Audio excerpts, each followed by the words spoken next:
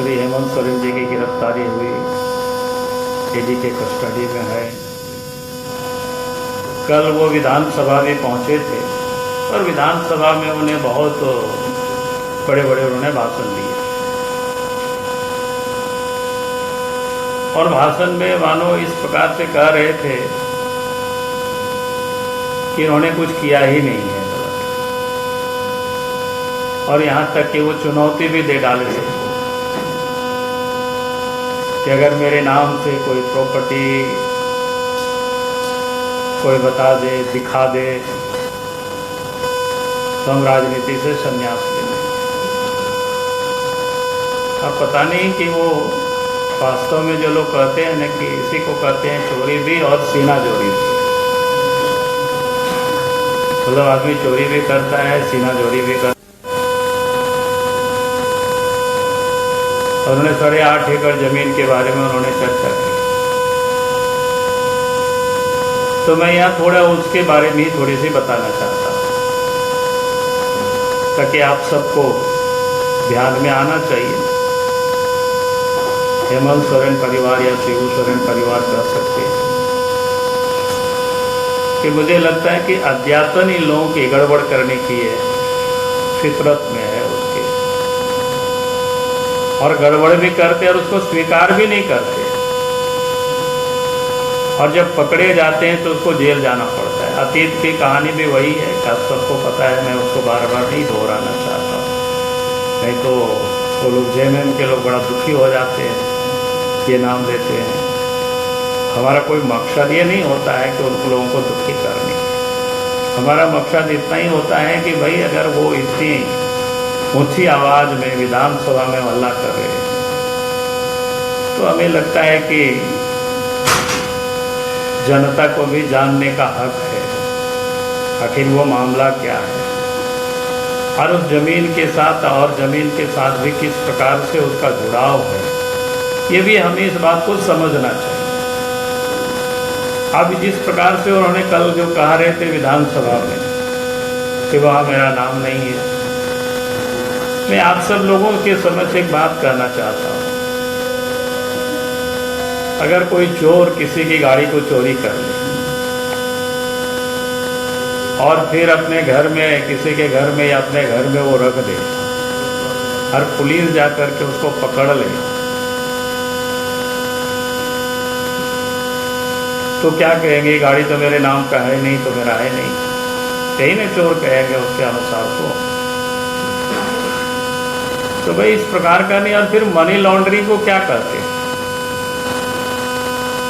तो money laundering के तहत उन्होंने जो गड़बड़ी किया है, जो काली कमाई को उन्होंने किस प्रकार से इन्वेस्ट किया है, उसका एक उदाहरण है ये।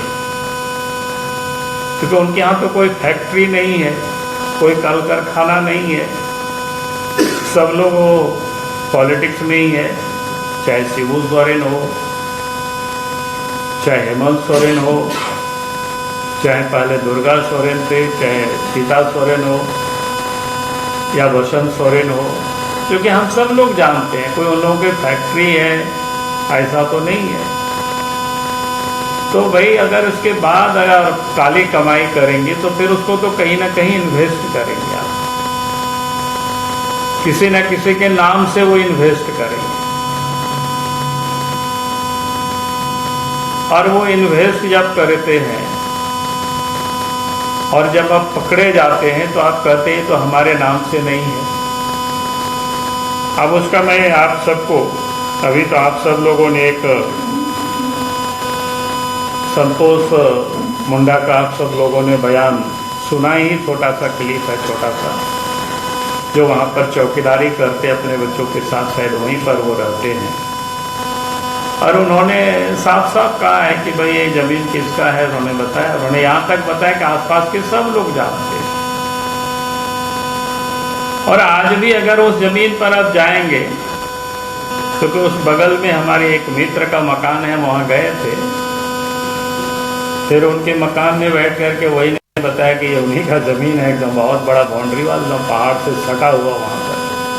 फिर बताया कि शायद उस पहाड़ के किनारे में उसका एक तालाब भी है वहाँ पर।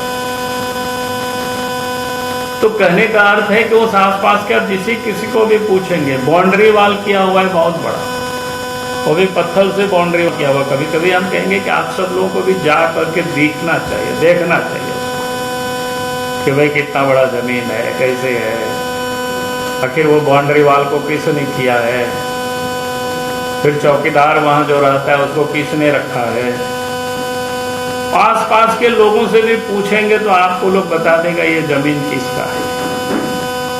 और मैं इसलिए इसको कह रहा हूं कि आप सबको ध्यान में याद मैं दिलाना चाहता हूं, 7 अगस्त को ईडी ने उनको पहला सम्मान भेजा था, पहला नोटिस दिया था ईडी ने 7 अगस्त को। और उसमें से ईडी ने उनसे कहा था कि भाई 14 अगस्त तक आप उपस्थित होइए और अपने जवाब दीजिए। तो आप सबको ध्यान में है कि उस समय वो उपस्थित नहीं हुए, लेकिन उनको समझ में आ गया था। तो इसके बाद उन्होंने क्या किया, एक राजकुमार पाहन से एक चिट्ठी लिखवाया 16 अगस्त। ये ऑन डॉक्यूमेंट्स है, कोई ऐसा नहीं है कि 16 अगस्त को एसआर कोर्ट को, और ये कहता है कि भाई ये हमारा प्रॉपर्टी है, दूसरे लोगों ने अनाधिकृत रूप से अपने नाम करा लिया है, इसको खारिज करना चाहिए। हाँ। ये राजकुमार पाहन और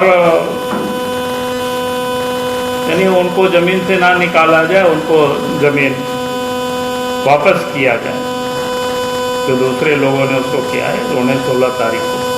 लेकिन अगस्त से लेकर के मामला फिर दे करके ऐसे ही पड़ा रहा। शायद हेमंत सोरेन को बाकी को लगता था कि आगे हम मैनेज कर लेंगे या कुछ कर लेंगे, लेकिन फिर जब ईडी पर नोटिस होने लगा, मामला जब आगे बढ़ा, तो 9 जनवरी को जो एसआर कोर्ट से, उसको क्या कहते हैं, क्षेत्रीय अधिकारी, यानी हमें लगता है क्षेत्रीय अधिकारी से तात्पर्य अंचल से ही उनको लिखा गया।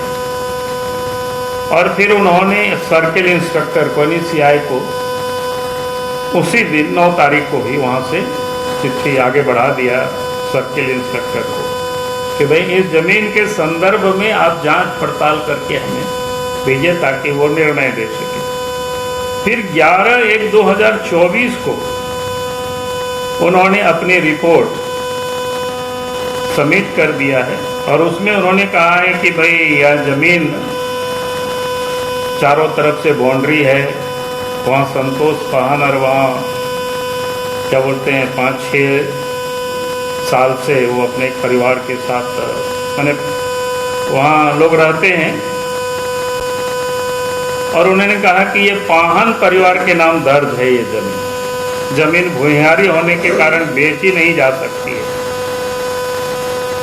उन्होंने यह भी बताया कि पंजी 2 के अनुसार अभी यह जमीन 17 लोगों के नाम दर्ज। तो ये उन्होंने 11 तारीख को रिपोर्ट दिया, वहाँ सब जांच पड़ताल करके, और उसी दिन इन्होंने रिपोर्ट को आगे भेज दिया जहाँ से आया था क्षेत्रीय पदाधिकारी को। और इसके बाद आप सबको ध्यान में होगा कि 29 जनवरी को हेमंत सोरेन जी कहाँ गए थे। आप सबको ध्यान में है कि बता देना पड़ेगा? हाँ? दिल्ली गए थे, ध्यान में है ना? तो 29 तारीख को ही एसआर कोर्ट से ये फैसला भी आ गया, और फैसला ही नहीं आया, मैंने क्या कहते हैं, विशेष विनियम पदाधिकारी ने जमीन को उसके खतियानी मालिक को सौंपने का आदेश पारित किया। ऑनलाइन एंट्री को भी संशोधित किया गया। मैंने इतना तेजी से, अब तो बेचारा कितना खतियान धारक रोज लोग घूमते, आप सब लोग भी जानते हैं, हम लोग के भी लोग आते हैं कि साहब उसका कोई संशोधित नहीं करता है। और उसमें से फिर से जो पहले जमाबंदी किया गया था वो सबको हटा करके फिर से कराया। तो ये बिल्कुल स्पष्ट है, ये जमीन हेमंत सोरेन ने अपनी काली कमाई को छुपाने के लिए किसी और के नाम से इन्होंने परचेज किया। आप सब लोगों से मैं कहूँगा कि आप सब लोग उन नामों को भी ढूंढ निकालिए, नहीं तो हमको तो निकाल ही लेंगे। हमने प्रतुल जी को भी कहा है कि भाई तो सारे नामों को, तो कहने का अर्थ ये है कि जो व्यक्ति कह रहे हैं कि भाई हमारा उसमें कोई नाम नहीं है, नाम बता दे तो फिर हम ये करेंगे, भाई नाम रहता तो दूसरा एक्ट के तहत केस होता है, इसको क्या कहते हैं, डिसप्रपोर्शनेट जो एक्ट होता है उसके तहत उस पर कार्रवाई होती। मैंने आय से अधिक संपत्ति के नाम से ये काली कमाई का दूसरों के नाम से प्रॉपर्टी अर्जित करना, जैसे सेल कंपनी वगैरह लोग बनाते हैं, तो इन्होंने दूसरों के नाम से, तो ये बिल्कुल स्पष्ट है। इनको जब नोटिस दिया गया 14 तारीख तक हाजिर होने का ईडी वालों ने, तो 15 अगस्त था 15 को, तो और इसलिए इनको समझ में आ गया था अगले पकड़ा जाए। जैसे पहले भी आप सबको ध्यान में है कि माइनिंग वाला भी इन्होंने यही किया, लेकिन माइनिंग वाला अलग इशू है, या अलग इशू, दोनों में डिफरेंस है। वो भी गलत किया था, ये भी गलत। तो इन्होंने 14 तारीख तक हाजिर नहीं हुए, 15 अगस्त था, 16 अगस्त को इन्होंने इस राजकुमार पाहन को तैयार करके लोगों ने चिट्ठी लिखवाया, और उसके बाद फिर 9 जनवरी को उसकी जो किस तेजी के साथ, यानी 9 जनवरी को फिर वहाँ से भेजा गया अंचल को, सीआई को सीधी, और फिर 11 जनवरी को रिपोर्ट सबमिट किया गया। उसी दिन 11 जनवरी को रिपोर्ट फिर क्या कहते हैं सीओ, और उसके बाद जाकर के एसआर कोर्ट में वो दाखिल हो जाता है। और 29 तारीख को, चूँकि इनको समझ में आ गया था अब जल्दी बचने वाले नहीं हैं, और इन सारे कागजात संभवतः दिल्ली में भी मिला होगा, जो मेरी जानकारी में जितना मैंने सुना है। अभी कोई मैं स्पष्ट तो अभी क्लियर नहीं हूँ, जब कल कोर्ट वोट में जमा होगा तो शायद और पता चलेगा क्या हुआ है, लोग ये करेंगे तो ये बिल्कुल स्पष्ट है। और ये पहली दफा इस प्रकार की स्थिति नहीं है, पहले भी आप लोगों के साथ मैंने प्रेस कॉन्फ्रेंस किया था, जो नाम बदल बदल करके जमीन लेने वाला नाम, ये भी क्या है, ये भी वही है, ताकि हम पकड़ में नहीं आ सके। इसलिए क्या कहते हैं इसको, हेमंत सोरेन ने अपना नाम को हेमंत कुमार सोरेन बना दिया। पिताजी का शिबू सोरेन था, उसमें शिव सोरेन कर दिए। भाई का दुर्गा सोरेन को दुर्गा प्रसाद सोरेन, बसंत कुमार सोरेन, पिताजी शिव सोरेन। यानी ये परिवार किस प्रकार से, कितनी चालाकी से, यानी ये समझता है बाकी लोग कुछ भी नहीं समझते होंगे, और ताकि वो कहीं पकड़ में नहीं आवे, तो इसलिए ये सारे मैनिपुलेट जिसको बोलते हैं ना, क्या अंग्रेजी में इसका क्या शब्द है, इस सबको ये करके लोगों को दिखाना। मैं वो 108 संपत्ति की यहाँ चर्चा नहीं कर रहा हूँ, ये किस प्रकार से काली कमाई का पैसे को ये इन्वेस्ट करते हैं, ये करते हैं, ये इसका एक ताज़ा उदाहरण। फिर आप सब लोगों के जानकारी के लिए, आप सब लोग अगर दुमका भी गए होंगे, दुमका गए हैं ना आप लोग, वहाँ कोई सीनियर रिपोर्टर गए होंगे, उनका बड़ा कैंपस भी देखते होंगे शिबू सोरेन जी का। उस कैंपस की आधी जमीन, उस बाउंड्री के अंदर में आधी जमीन, उस पर जो मालिकाना और जिसको कागज कहते हैं वो जोगेंद्र तिवारी जी के नाम से। इसका मतलब क्या है, तो वो भी तो काली कमाई, इसका मतलब है उनके नाम से परचेज किया होगा, और वहाँ पर वो तभी तो बाउंड्री बनाया होगा, घेर करके उसको अपने अंदर में रखा होगा, और ये कहेगा भाई मेरा तो नहीं है, ये तो उसके नाम से। हाँ, तो ये जो स्थिति है इनकी, तो कई एक सवाल, एक तो हम कहेंगे कि भाई आप बाउंड्री वाल देख लीजिए, फिर बाउंड्री वाल को किसने बनाया, जा करके आप सब लोग पूछ सकते हैं, इतना बड़ा बाउंड्री वाल है, क्योंकि जमीन एक आदमी का नहीं है, आखिर इतना बड़ा बाउंड्री वाल है, उस जमीन में जाएंगे 8-8.5 एकड़ जमीन का बाउंड्री वाल, फिर उसमें से तालाब भी बना हुआ है, सब कुछ, तो सारे लोग बताएंगे। फिर आप सब लोगों को कहेंगे कि वो जो 17 लोगों के नाम से रजिस्ट्री हो, उन लोगों को भी ढूंढना चाहिए, आप लोगों को थोड़ा काम करना चाहिए, आप लोगों का भी ये काम है, हमारा तो है ही काम, हम तो करेंगे ही करेंगे, लेकिन हम कहेंगे कि लोकतंत्र की रक्षा में अगर कोई इस प्रकार से लोग लगे रहते हैं, लूटते हैं, तो हमें लगता है कि इस पर सबको सक्रिय रहना चाहिए, सबको इस पर ध्यान देना चाहिए। और जो मुख्यमंत्री जिस प्रकार से दावा कर रहा है, तो उसकी दावा की सच्चाई क्या है, उस तत्व के तह तक हमें पहुंचना चाहिए। एक तो ये विषय था। और दूसरी बात मैं कहूँगा, अभी जो JCC का जो एग्जाम हुआ और उस एग्जाम में जो पेपर लीक हुआ है, और पेपर लीक होने के बाद जिस प्रकार से पूरे राज्य के 6 लाख से अधिक बच्चे उसमें से शामिल हुए थे, उन बच्चों के भविष्य आधार में लटका हुआ। अब जहाँ 35, 40, 50 लाख में जब बोली लग रही थी, ये लड़के लोगों ने सब जगह बताया, तो आक्रोशित लड़कों ने जब जुलूस निकाला तो उन लोगों के ऊपर FIR। भाई सरकार को किसके ऊपर FIR करना चाहिए था? उस एजेंसी के ऊपर FIR करना चाहिए। सरकार को JCC के चेयरमैन के ऊपर FIR करनी चाहिए और इसके बाद जांच कराते। लेकिन उन लोगों के ऊपर FIR नहीं किया, आज तक नहीं किया। जिस एजेंसी को इसका एग्जाम देने के लिए दिया गया था, उस एग्जाम उस एजेंसी के ऊपर, कायदे से तो उस एजेंसी के ऊपर पहले FIR होती, JCC के जो अध्यक्ष है उसके ऊपर FIR होता और इसके बाद जांच होती, लेकिन वो नहीं किया। FIR किसके ऊपर किया? जो बच्चे ठगे जा रहे हैं, जो बच्चे लूटे जा रहे हैं, उन लोगों के ऊपर FIR किया। और आज वो लड़के बेचारा परेशान है। हमें तो लगता है कि इसकी जांच होगी CBI से, और इस जांच को तो हम करवाएंगे, इसको छोड़ेंगे नहीं।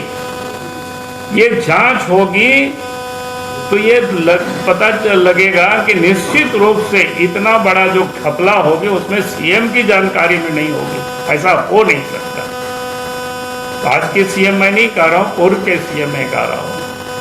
तो निश्चित रूप से लगता है कि हेमंत सोरेन के सारे जानकारी में है, या इसमें से उनके महत्वपूर्ण लोग इन्वॉल्व है, तभी इतना बड़ा घटनाएं हो रही है। तो इसलिए मैं फिर से कहूँगा, चंपई सोरेन जी से आप FIR करिए, एजेंसी के ऊपर FIR करिए, JCC के ऊपर FIR करिए, और इसके बाद आप जांच कराइए। तो मुझे लगता है कि विशेष कुछ नहीं कहना है। हमने इतना ही बात के लिए आप सब लोगों को बुलाया था। फिर जरूरत होगी तो आगे मैं बुला करके आप सब लोगों से मैं बात करूँगा। बहुत बहुत धन्यवाद।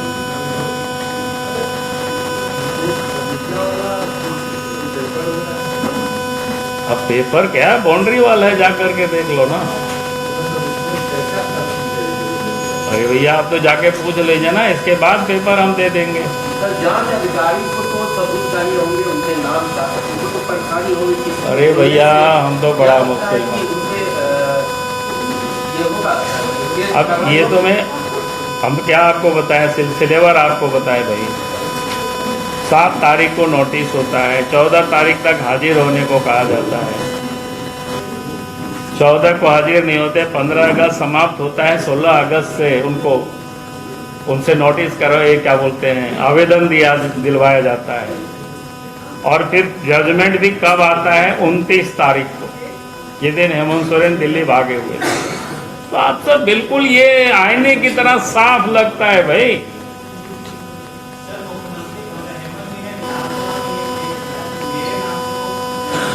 मैंने कहा, वही तो मैं कह रहा हूं भाई, अगर उनके नाम से होता तो मनी लॉन्ड्रिंग थोड़े कहा जाता। वो यही सब तो है, काली कमाई को कैसे कहां इन्वेस्ट करना, इसका तरीका है।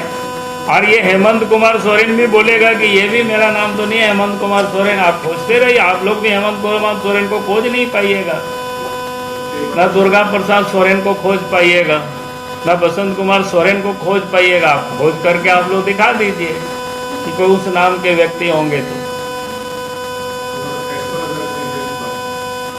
यही तो बता रहे नहीं यार, इतना सिलसिलेवार बताए भाई, तब आप लोग कैसे खोजोगे बताओ। चलो बहुत बहुत धन्यवाद।